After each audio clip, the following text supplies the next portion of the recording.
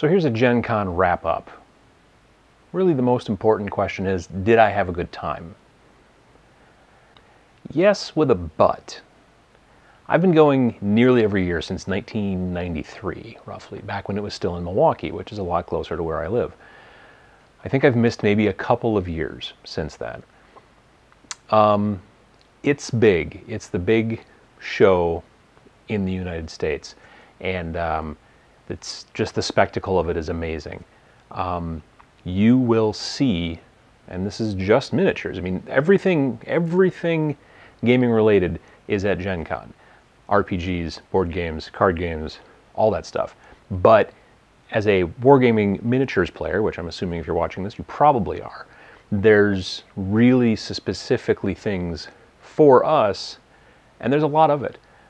You'll see a lot of big tables, you'll see a lot of big games that you've probably never seen people play that large before. I remember seeing huge Battletech games, huge games that I didn't even recognize because it was home rules that somebody brings to, you know, Gen Con every year, and people start to know about it and they start to play, and it's on a 10-foot by 20-foot board, you know, and there's all kinds of weird stuff going on.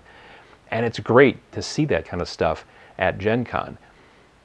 That being said, it's pretty expensive, both to get in, you know, to pay for your 4-day pass, and then of course there's the hotels, and then of course there's the travel, and there's all that stuff. So when you start looking at least for me, the return on investment, to coin a business term, I don't know. I just think that, I don't know. I find that Adepticon for me is more fun because every person that I bump elbows with, for the most part, is a wargamer. So you've got this kind of camaraderie and this commonality amongst everybody at the show. Granted, it's only about 2,500 people as opposed to nearly 50,000 unique people this year, and some of them were very unique, I will be perfectly honest with you. But Adepticon for me, honestly, it's because I know a bunch of people that I see at Adepticon every year. And that's not to say that I don't see people at Gen Con. I mean, I've been going a long time, so I bump into people that I only see at Gen Con and otherwise really have almost no interaction with other than Gen Con. So that's nice. But with Adepticon, I get to see a lot of the other wargaming YouTube producers, Wargamers Consortium people, and other people that I've come across in my time, my short time so far as being a producer. But for me at least, I think Adepticon is becoming, and I mentioned this back during my Adepticon videos, Adepticon's really probably my favorite at this point right now. And it's going to be a little difficult for me, honestly, next year to really justify going to Gen Con unless something big happens. Like this year there was a lot of Malifaux going on, and that was really cool, and I got to play. I wanted to play more, but I got to play in the Achievement League a little bit. I came in last place, which was awesome. But that kind of stuff, just seeing those games played and watching that stuff and talking to other Malifaux players and all that kind of stuff is cool. But I'm really hoping that you're going to see a lot more Malifaux at Adepticon 2014, and I think that you will, specifically now that second edition has come out, because people are really enjoying it. I mean, they sold out completely of the main book, like in less than 2 days at Gen Con, so there's a lot of people with that book in their hands now. So I got to figure, you know, you're going to see a lot of it at Adepticon, and I know a lot of the people that I know that are going to Adepticon were already kicking around the ideas of planning and going, well, what are we going to do? And I know the people at Weird are saying, I think we're going to have an Achievement League. They're talking about it on the forums.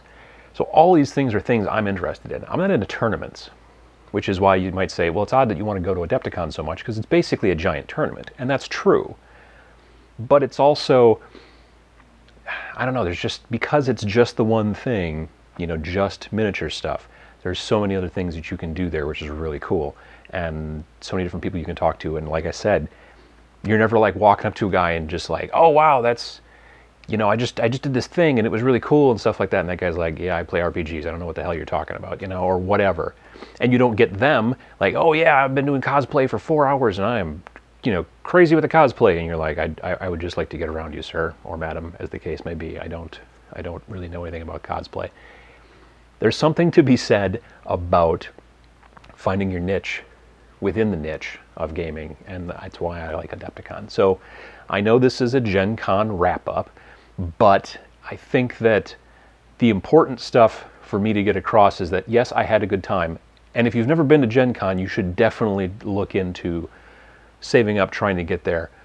Specifically, in my opinion, if you are interested in more than just one area. I'm, at this point in my life, really just interested in miniatures. I'm starting to get a little tingle about maybe some collectible card games. Like, I'm starting to play, or kicking around the idea of playing a very simplified kind of version of Magic called Commander, or EDH.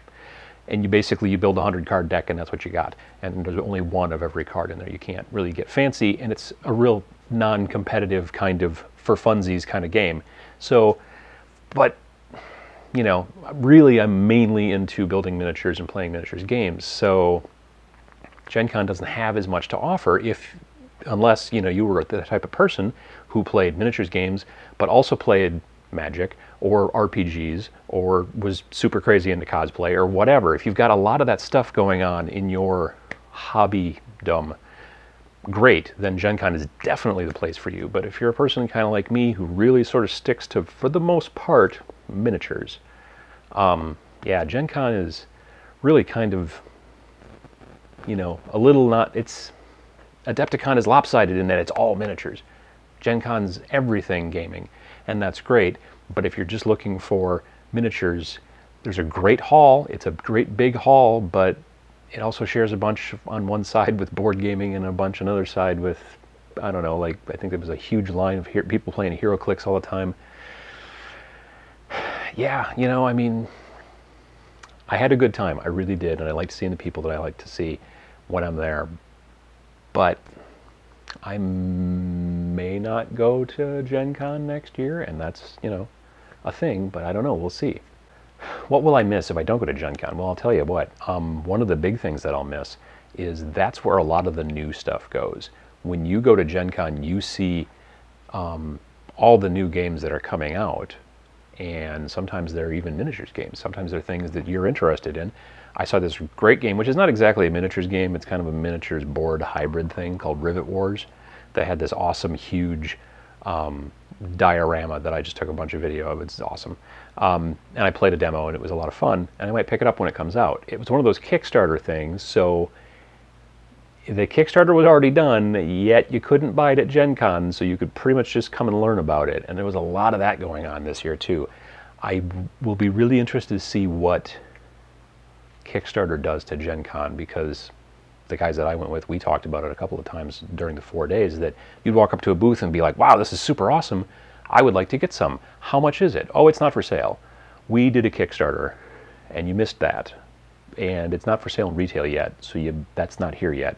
So we're just here to show it off, I guess. You know what I mean? And so that gives you a little bit of a, like, oh, I can't really. And there was a lot of that this year, and I have a suspicion that's going to grow as more and more Kickstarters become popular.